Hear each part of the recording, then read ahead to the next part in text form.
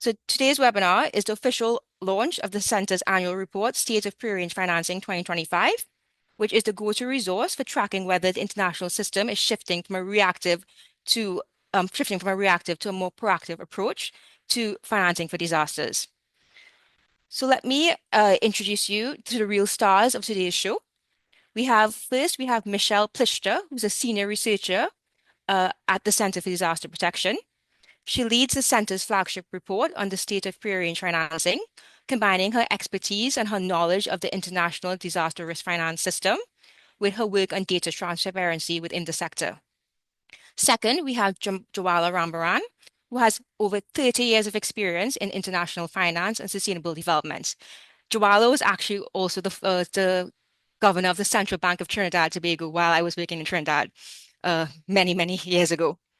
He's currently a senior advisor to the Climate Vulnerable Forum, which is part of the global group, Vulnerable Group of 20, known as V20 for short. He's also a member of the Task Force on Climate Development and the IMF, which is a group of experts advocating a more development-oriented approach to climate change at the IMF. So the rest of the webinar is going to be in this format. I will shortly pass over to Michelle, who will provide a 12-minute presentation presenting the key findings of this year's State of Pre-Arranged Financing Report, which is already published earlier this week on the Center's website. This will be followed by a 5-minute reflections from Jawala on the report, particularly given his ongoing work on building fiscal resilience in the Caribbean as well as through the V20. Then they will have about 20 minutes of Q&A, which I might start with asking a few questions to the speakers, but then open it out to the wider audience. So please post your question into the chat and I'll do my best to keep on top of it. And just a reminder, as I said, this webinar will be recorded and posted on the Center's website. So Michelle, over to you. Thank you so much, Shakira, for your great introduction. And also thank you to everyone who is joining today. So I will start with sharing my screen so I can show you the presentation. Great. Before I start talking about the report, I will first start talking about what is pre-arranged financing. When we talk about this, we talk about financing that has been approved in advance of a crisis and that is guaranteed to be released when a specific trigger is being met. As Shakira already pointed out, we think pre-arranged financing is very important, as was also illustrated by some of the examples she mentioned, but also that we probably will be talking about more later. So it helps us to be more proactive when it comes to disaster response.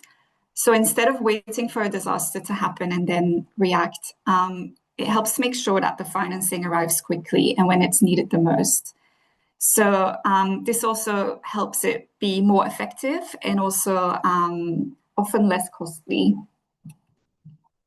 So for the past 3 years at the Center, we have been producing this annual report on the state of pre-arranged financing, in which we keep track of the trends that are happening in this space. Again, this was already talked about quite a lot in Shakira's great introduction, but this also helped to inform specific policy dialogues that are happening in the space. And it proved its relevance of pre-arranged financing for initiatives such as the Bridgetown Initiative, but also the Sevilla Platform for Action. And we really see that this is becoming an increasingly important area for countries and for actors to focus on. One thing I want to note at the start of this presentation, and before I go more into the findings, is that given this context, the focus of this report is really on international pre-arranged financing. So that means that some of the domestic risk financing instruments are not covered by these reports, even though we know that this is something that countries are making more use of and is also becoming more important. This is something that has not been covered by the previous report and also not by this current one. So this is just a caveat that I want to note that will help to also interpret the further findings. So why do we think it's important to track pre-arranged financing? So we do this for two reasons. So firstly, again, as was noted, like it's becoming an increasingly important topic and area of focus for countries. And because of that, we want to really keep track of what progress is happening, what growth is happening in this space, to then further encourage this momentum that we're seeing at the moment. And then secondly, also to really just improve the data transparency, which can then lead to better information and also accountability and coordination amongst actors who are involved in this. So as was mentioned, the report launched on Tuesday, so 2 days ago. And today I will talk you through the findings that we cover in the report. So these are the 3 points that I will be touching on throughout the presentation. So firstly, we see that pre-arranged financing has reached an all-time high of $9.4 billion in 2024. Secondly, we see that this is not evenly distributed across all countries, and that more vulnerable countries still tend to get less of this. And lastly, we also see that this is a very rapidly evolving landscape. So over time, we see a lot of changes, including new instruments that are being introduced, which also means that any future reporting will need to take this into account. So now really looking at the charts and what the findings are saying. So here we see total international pre-arranged financing, which is the total financial protection that is in place for countries and that is ready to trigger when it is needed. So here we see the steep increase that happened in 2024 up to 9.4 billion. If we then further zoom in on that increase between 2023 and 24, we see that this happened across different country groupings as well.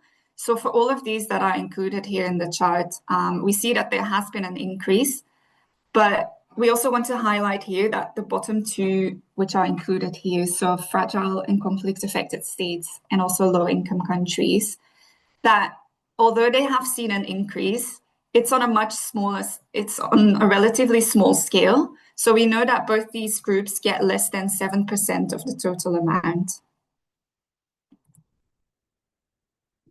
And then if we look at how it is split across the different instruments that are included in the analysis, we see that contingent financing by multilateral development banks really make up the biggest proportion of the total amount and of the sharp increase that we see. So we know that this is mainly the World Bank and the Inter-American Development Bank that make up a big proportion of this. And then we also see here that the other instruments that are included in the analysis are catastrophe bonds and regional risk pools and also anticipatory action. So we see that for all of these, there has also been a slight increase, but not as prominent as the contingent financing instrument. If we focus on that one specifically, we see that most of this financing by the MDBs in the form of contingent loans or grants is mostly in the form of what we call other official flows, which are essentially less concessional loans. So that means that they are more expensive to countries than, for example, if they were to receive grants or concessional loans or subsidized insurance, which is often the case for the regional risk pools. And this is an important point to bear in mind in a context where a lot of countries are facing high debt levels, which creates additional vulnerability around their ability to respond to crises. And this also partly explains why low-income countries receive a smaller amount of total pre-arranged financing. Then if we look into the payouts, so this is what has actually been released from the instruments whenever a disaster happens. We see that there was this big peak in 2020, which was the COVID-19 response. And in 2021, we still see that countries were using a lot of financing to respond to that specific shock. And there has been a decline over time, but now in 2024, we see that for the first time this is going up again. So it has more than doubled compared to the previous year. And then if we focus more on the 2024 payouts specifically, here we again see that low-income countries receive a relatively small share of the total in terms of payouts. And at the bottom, we also see where we break this down by the different instruments. We see that there are specific instruments that play a more important role for low-income countries, which are specifically the World Bank IDA cap DDOs, then anticipatory action, which is mostly by humanitarian actors, and then the African risk capacity risk pool. So these are the main ones that are used, again, because of their concessional or their grant-based nature by low-income countries.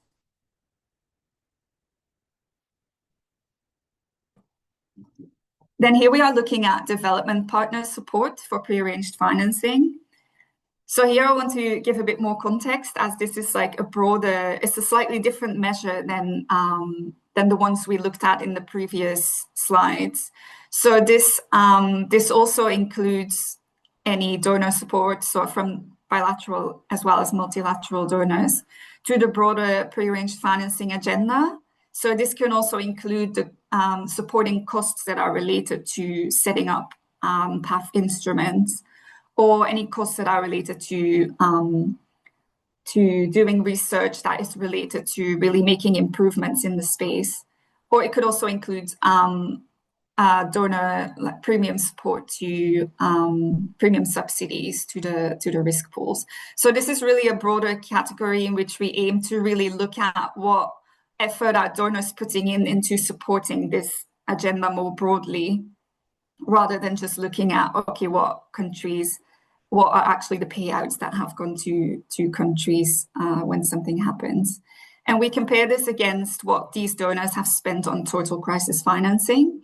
So this can include any donor support related to recovery or reconstruction costs, or even disaster risk reduction, to kind of put that number more into context. And we see that how much they spent on prearranged financing in 2023, which is here the latest year of data, makes up 1.2% of that total, which the year before it was 1.1%. So we see a slight increase there.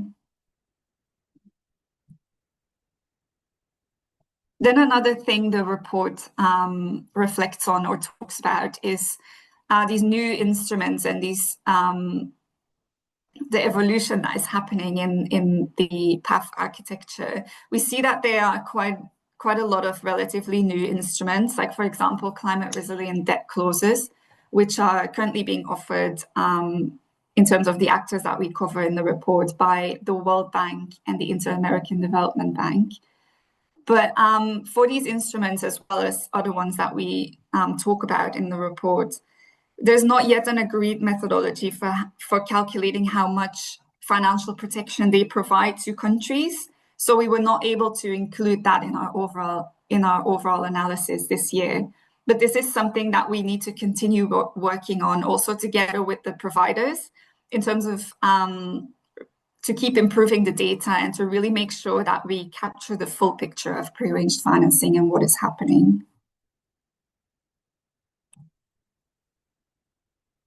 So if we then, just as a quick summary of the findings and of my presentation. So overall, the report really shows how there is encouraging progress around prearranged financing that is happening.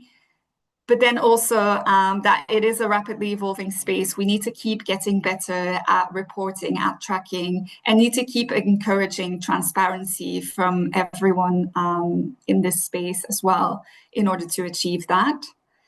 And then also an important thing to note is, given the latest year of data in the report is 2024, we don't know yet what the impact of the aid cuts will be. We know that a lot of major donors have announced cuts to their aid budget in 2024 or this year. So it's yet to be seen how that will impact the numbers that we talked about today. And it's yet another reason why it's important for us to really keep track of this, because we do want to make sure that countries have access to reliable financing for disasters when it is needed. So I want to leave it at that, and I'm looking forward to hearing if you have questions about these findings later on in the session. But thank you so much for your time.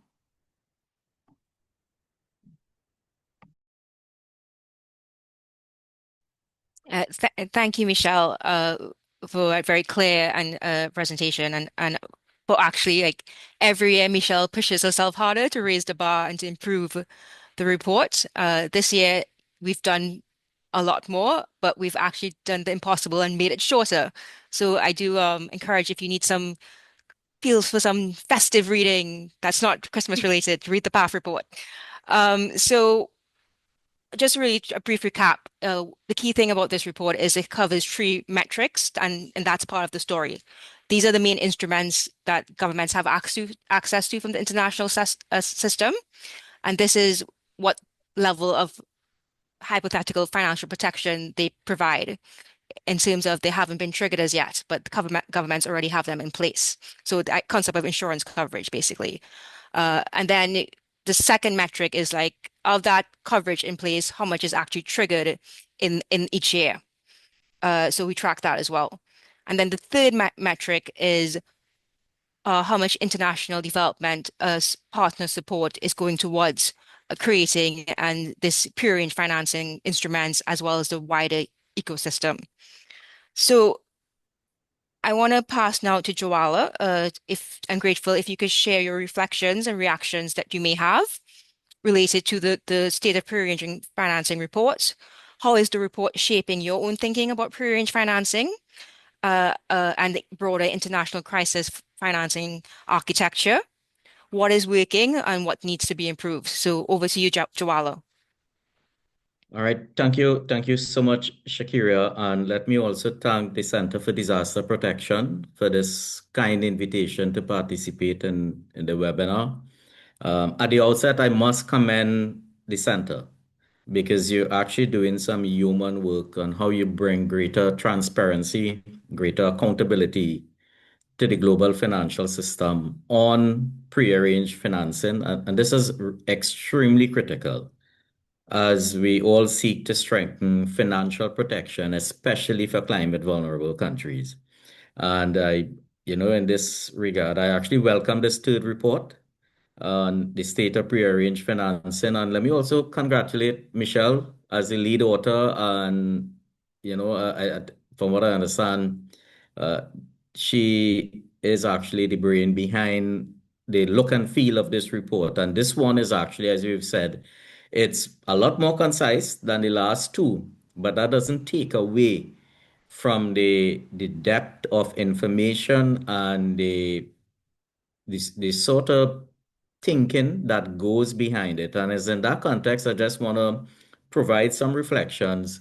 But as someone coming from the Caribbean, and where Hurricane Melissa has hit Jamaica and caused tremendous devastation, I just want to place my remarks in that context too.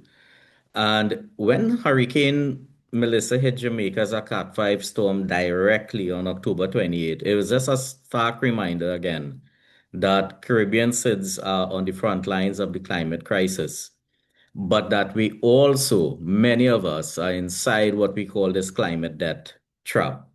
And while Jamaica has one of the most advanced disaster risk frameworks in the Caribbean, and I actually think even in the Western Hemisphere, um, Melissa exposed critical vulnerabilities and how a country needs to prepare for emergencies and where infrastructure is still not up to standards. Right? The estimates put the loss and damage at about close to about 9 billion US dollars. Now that's small.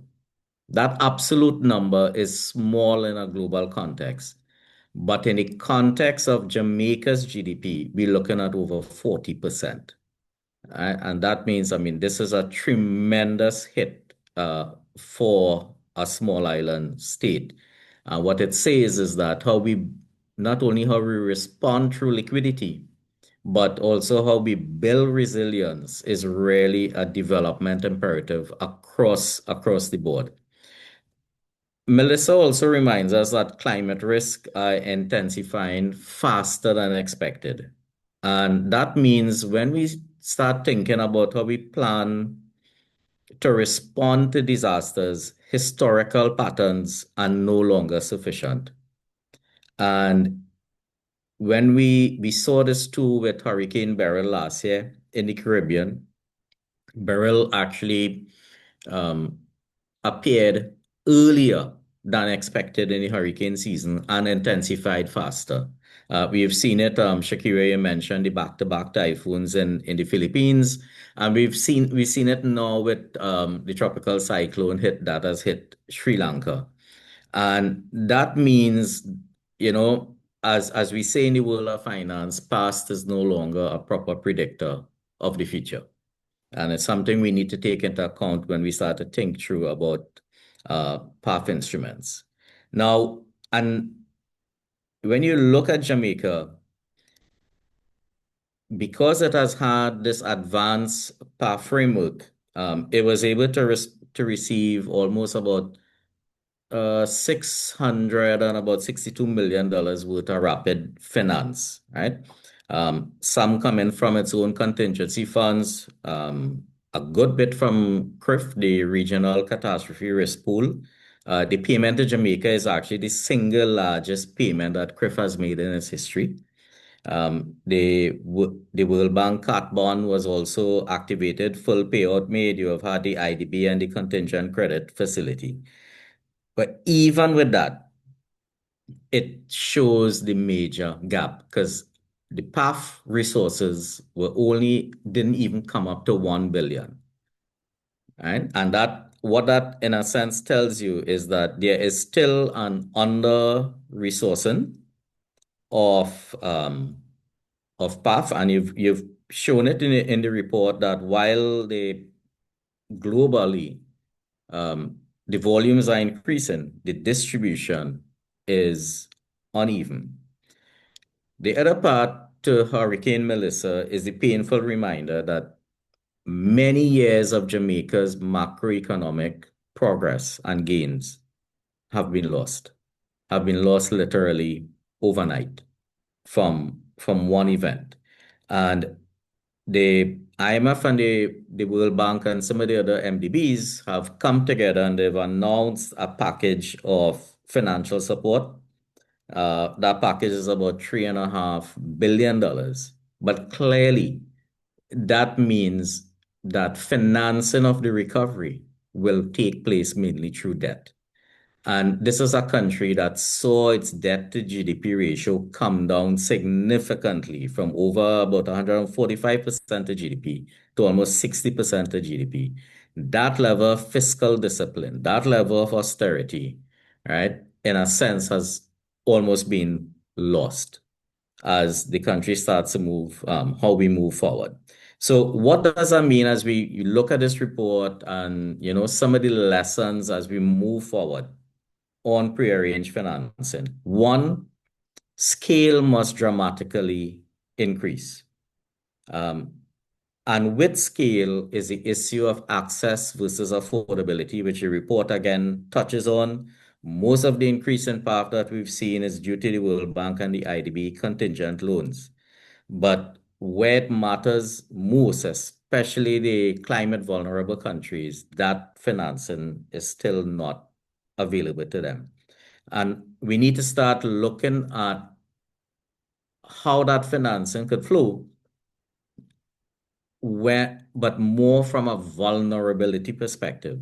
And this is where the UN's multi-vulnerability index, I think, becomes important in terms of how we use that to determine how PAF instruments should actually be innovated and even redesigned, taking structural vulnerability into account. The second is that regional approaches are critical.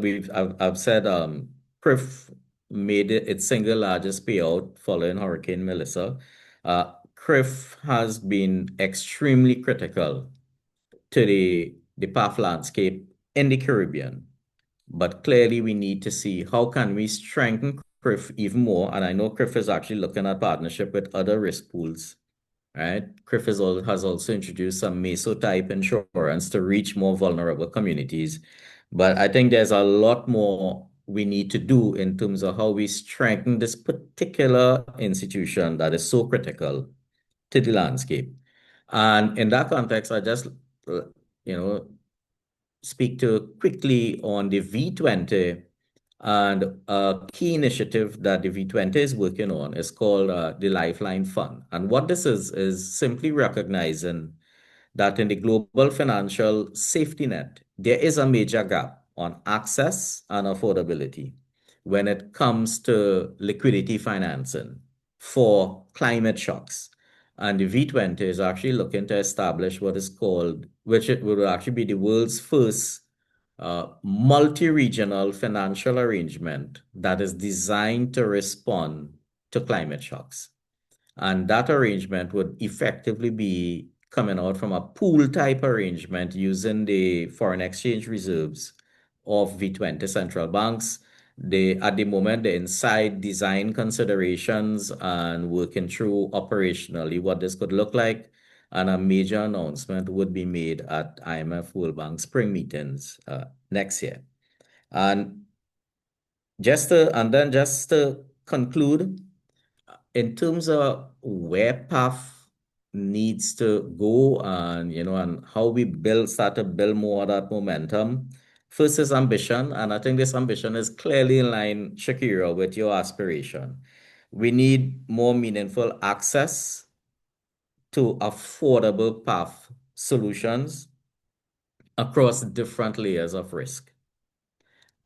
And that access has to be contingent on structural vulnerability, not income levels. We need more innovation, either in existing instruments or in new instruments. The report speaks to the climate resilient debt clauses and some of the new instruments coming out from the World Bank. As you know, even with Jamaica, despite having this advanced DRF in place, it has never used climate resilience debt clauses. Right? So again, that level of innovation is needed. And finally, partnerships. I think partnerships are critical. You've stressed the importance of the development partners and how we need more of them to come to the table, including philanthropy. But we also need to think about how do we bring the private sector to the table? How do we mobilize more private sector financing? And what sort of role the MDBs and the development partners could play in terms of providing guarantees, providing credit enhancements, so that there's a greater ecosystem, PAF ecosystem, that could be built out. Thank you so much. Thank you, Joala, for this, for recognizing the value of the PAF report and the hard work from the team of Michelle, Zoe Scott, and Dashni. It's funny when you present a report in 10 minutes, and when it actually took like 4 months, maybe even 5 months of sleepless nights to produce it. So thank you for that recognition, and from other people in the chat as well. Um, a lot of rich detail there. I mean, you've covered a lot of what one of the participants asked about Hurricane Melissa in Jamaica and how the role of pre-arranged financing there. And one of the first points you make is that how it wasn't enough. And you mentioned that, not only pre-arranged financing, the idea of reducing risk before disasters happen, and this idea of importance of risk reduction, it's really critical because there is ample evidence that it's more cost efficient if you reduce risk rather than, responding after. So that's really key. Like in the center, we have a very broad definition of disaster risk finance, which includes financing for reducing risk as well as this pre-arranged financing component. And it's really important that these pieces fit together. And the good news is that a lot of countries and that we interact with, and the government officials and the ministries of finance and the ministry of related to infrastructure, they recognize this and they're really trying to bring these two worlds together in their disaster risk financing strategy.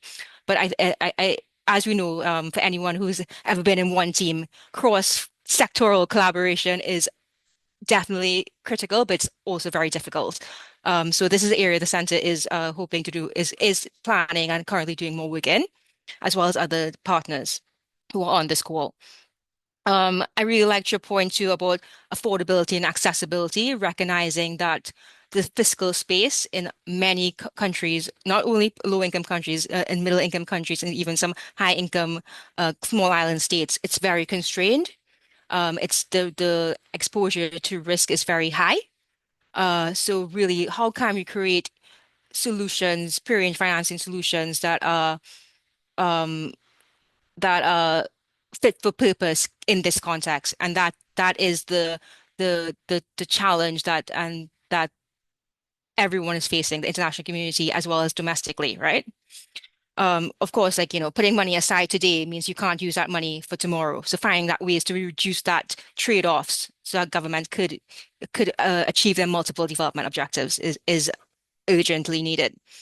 Um, I love your call for more regional approaches. Like one of the things that, doing this report as well as previous reports at the center is like a lot of innovations and a lot of the regional development banks, a lot of the regional risk pools, they are learning. They are very in touch of what their member countries want and they are evolving and they're raising the bar. So I 100% want to echo that as well. I also last point, and then I'll have a few questions depending on time, and then I'll open out to the wider audience. Whoever already, please just a reminder, post your questions in the chat. So I like that you raised the central bank liquidity facility, and excited to hear what's awaiting in April. It's April, I think, is the spring meetings. Yeah, 2026. So thanks for that preview announcement a bit. Um, because it just reminds us it's just not about the Ministry of Finance. It's just not about the National Disaster Management Agency. Disaster risk is requires a whole of a government approach. It requires mainstreaming. It requires rethinking how we do development strategies, how we build cities, how we deliver education and health services. So really grateful for that reminder. So I'm going to stop there, and what I'm going to say now is to just kick off with a question for Michelle, and and then I'll summarize some of the questions in the chat. So the first question, Michelle, is given one of the main objectives of this PATH report is the pre-arranged financing report is to make it more transparent and accountable, this world, because I think a feedback we've gotten that how sometimes disaster risk finance, pre-arranged finance is very technical and very niche and not easily accessible to the wider stakeholders. What do you see as the key reform needed in this space to make pre-arranged financing, to make the system more transparent and accountable? Ishkira. I think in terms of the transparency, which I already talked about it in my presentation as well, recognizing that there are a lot of changes happening and there are not many on some of those instruments. There's not currently an agreed methodology amongst the providers, and I think we kind of on how to report related to the numbers and how much coverage they provide. So I think that is something that as a whole community working on pre-arranged financing, not just putting that burden on the providers, but also those like us who provide the reporting and the tracking, really an effort to work together on also an agreed methodology to kind of reflect all those different changes, but also it was mentioned throughout the session as well, to better capture like what countries are doing like at a domestic level in terms of it's even more challenging at the moment to kind of capture what's happening there because countries have their own ways of reporting on this and measuring and capturing what is happening around there. So again, that kind of poses challenges there and kind of invites us to also work more on that country level to kind of really reach and improve transparency there. And then I think I also previously mentioned the like premium subsidies, for example, which is something that we capture to some extent in the data, but it's also on that side there are some gaps in the data and some gaps in what we can access in terms of reporting. So I think also on that side, on the donor side, there can be efforts. So I think there's many different actors involved in like working together and like really firstly improving that transparency, which can then again contribute to just making things better and better at identifying the gaps that are there as well, which can then help us to improve the broader architecture. Thanks, Michelle. And I think your comment there on premium subsidies.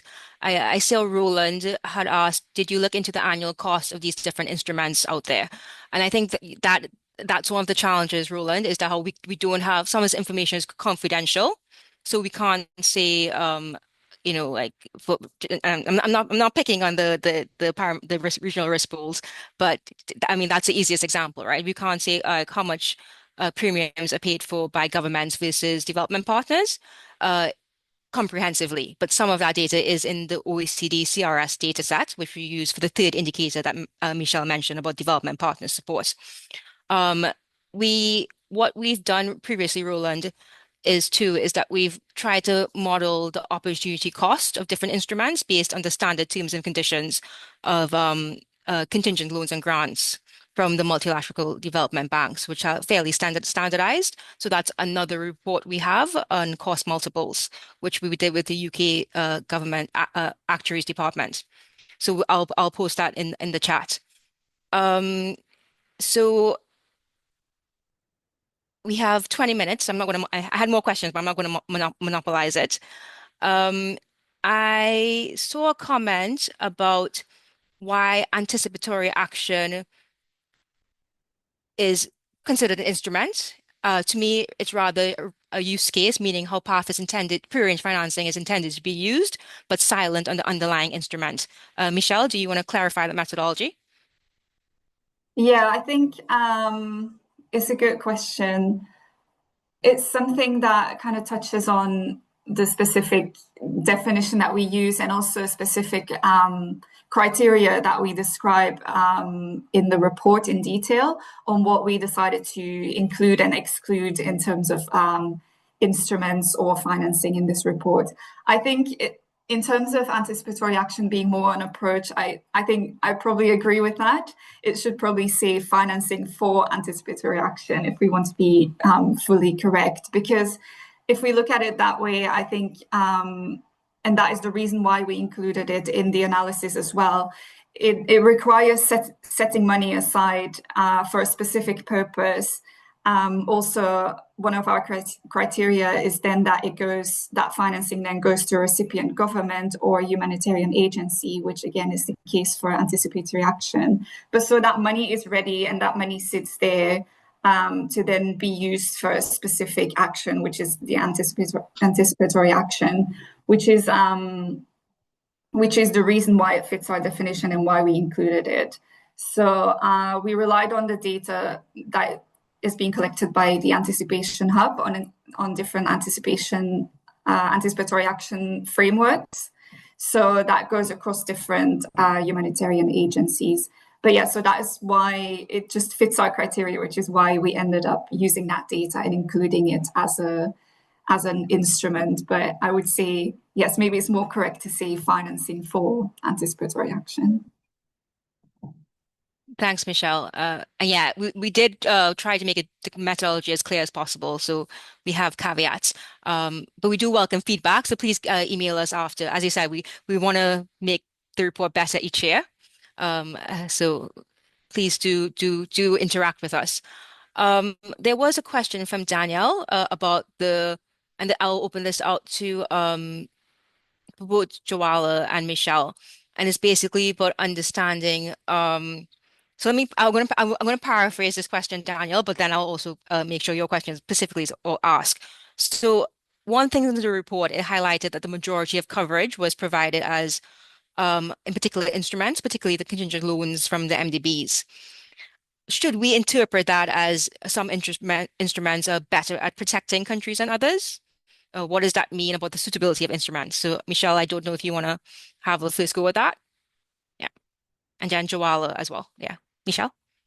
Yeah, I'll have first go. I was trying to find the exact question, but I can't see it now.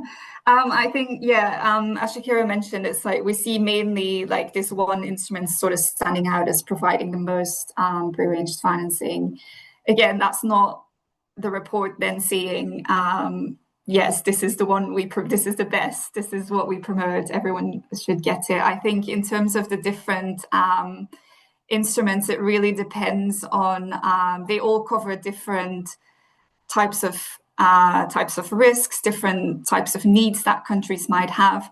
So it's very much on a by country basis, like what is most suitable, what works the best also in terms of combining different instruments. And there's a lot of different considerations that go behind that. So it's definitely not a message in the report that that one is better than the other. And we do, like at the center, we also do other research, and we also work on advising on the quality of these different instruments. And again, I think one of the other publications you already pointed to earlier, and I think we'll share it on the chat, looks more into the quality side, while this report looks more really at the quantity and how much is there. Like there is a lot to be said around like the quality and really how those instruments work for countries. So yeah, I'll stop there and hand over to Joala. Joala, go ahead. Yeah, sure. What we've found in the Caribbean is that this is really more around lack of information on the part of the policymakers, because many of them, if you ask them, do you know about cat bonds? Do you know about cat DDOs? Do you know about contingent credit? And their eyes just glaze over. Right? So the first part is just simply the awareness of what is this what are the instruments outside there? What are the pros and cons of those instruments?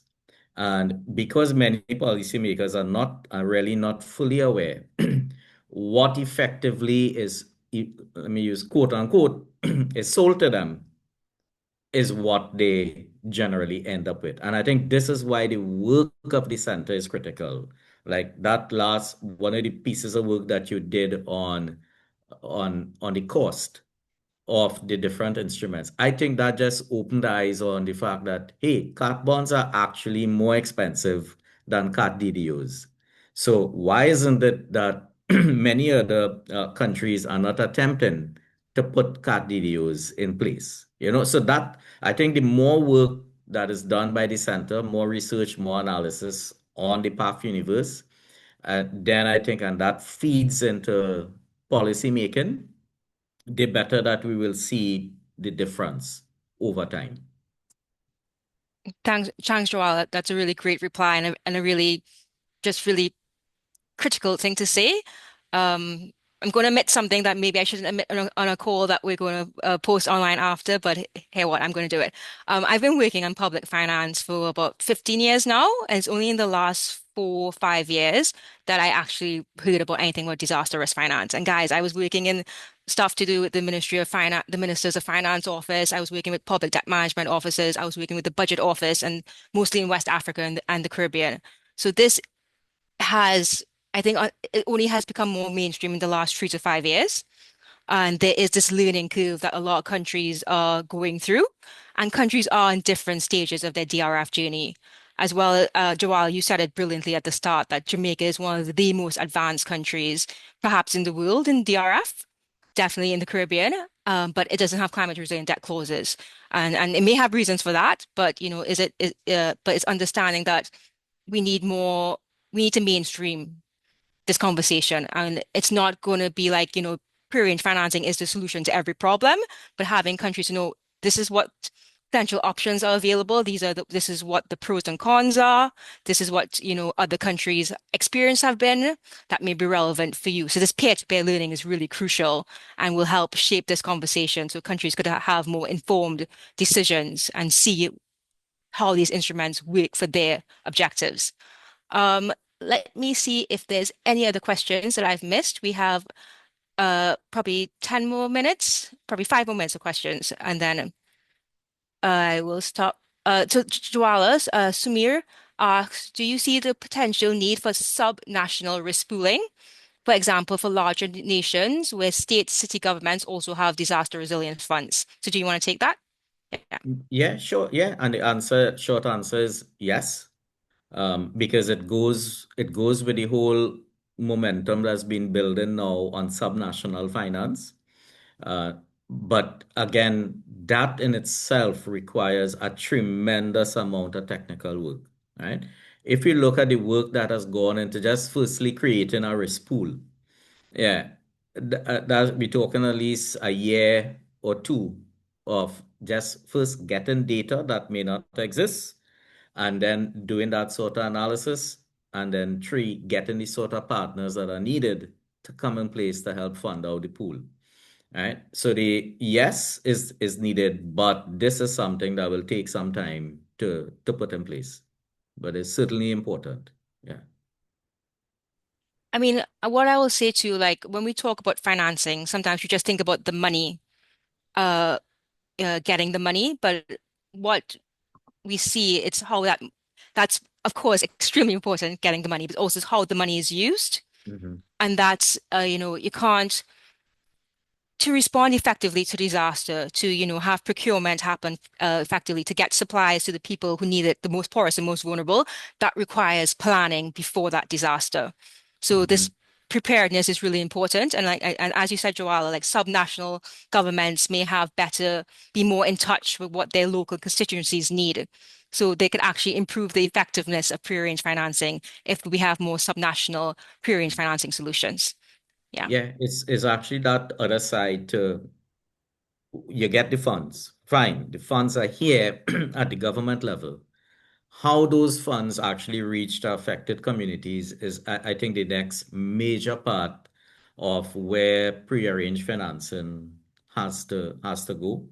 Hmm. Because especially we've seen it in the Jamaican case, because there was like about 2 weeks after Hurricane Melissa, they still couldn't reach to certain communities, right? Yeah. Because the roads were impassable. There was no way, right? So what it tells you is that you now have to start to look at operational readiness. You have to look at first responders.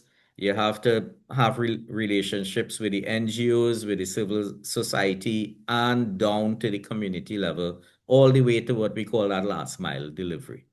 Right? And that's why that subnational piece could become a critical element of a new type of path solution. Yeah. Th Thanks, Joelle. We have a lot of great questions and 7 minutes left, so I'm going to do my best to answer these.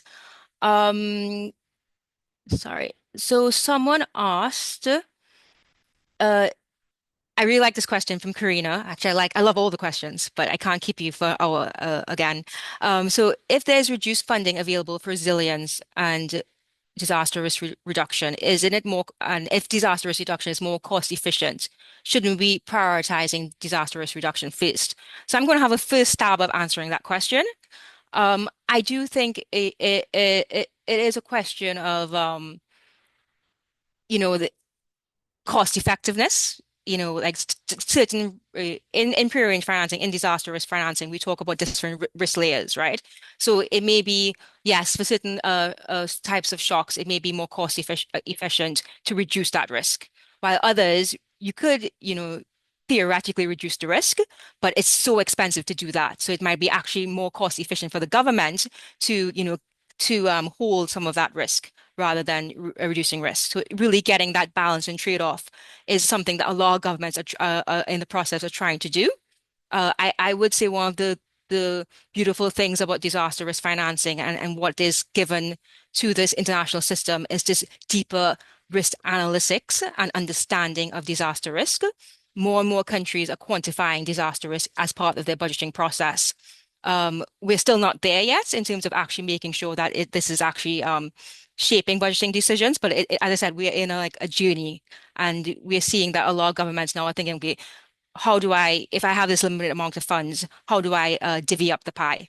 I would say like a lot of what the MDBs do, the multilateral development banks, a lot of their infrastructure is investment loans, right? And those a lot of their projects have resilience criteria built into that. So in this report, we don't talk about that, but there's other things happening in the wider ecosystem. I will also say that how, it's easy to just talk about the technical and the efficiency arguments about these things. But guys, it's politics. Public finance is politics. Disasters are politics. And we need to be conscious of the political economy dynamics of government and of the decision-making process governments have to go through in terms of, they're trying to, appeal to their voters. They're trying to make constituencies happy. So there is that, balancing the technical and the political um, political pros and cons of these different solutions. And what our onus is to make sure that, we provide the information to help alleviate that discourse and that consciousness of so that governments understand these costs and benefits. 4 minutes left. So I will, I'm, J Joala and Michelle, I'm going to give you, if is there one final statement you want to make, and then I'll just thank everyone. But Joala, any final comments? Yeah, the comment will really be that liquidity matters as much as medium-term resilience finance.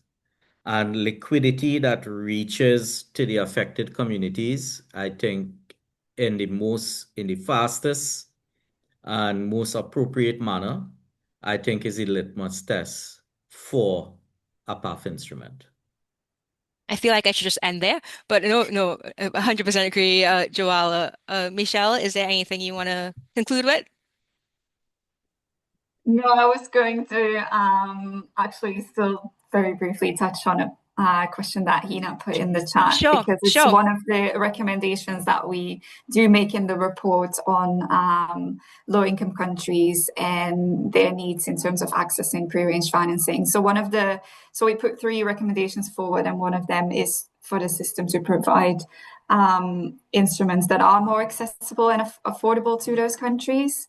So that is definitely one of the key points that is a takeaway from this report. And again, that goes back to really understanding the needs of those countries and really getting better at that over time. Thank you, Michelle. Olivia, I saw you ask a question about CRDCs, but I'm not going to talk about it because I'll talk to about it for hours. So I will follow up with you after this call. So just to say thank you for all participants for joining. I think we started off with like 59 or 60 people, given this is a week before Christmas. I admire your passion for this for the world of pre-arranged financing. A special thanks to our two outstanding speakers. And for those who haven't read the report, I strongly encourage you to do it. It's shorter this year. It may not be holiday reading, but it's certainly very insightful and very highly informative. At the end of Michelle's presentation, there was a QR code so to sign up for a newsletter as well. So if you want to keep abreast of what the Center for Disaster Protection is doing, not only the evidence team, our amazing advisory team, and as well as our engagement team, please sign up for the newsletter. So thank you all, and I look forward to continuing this conversation in 2026. Thank you all.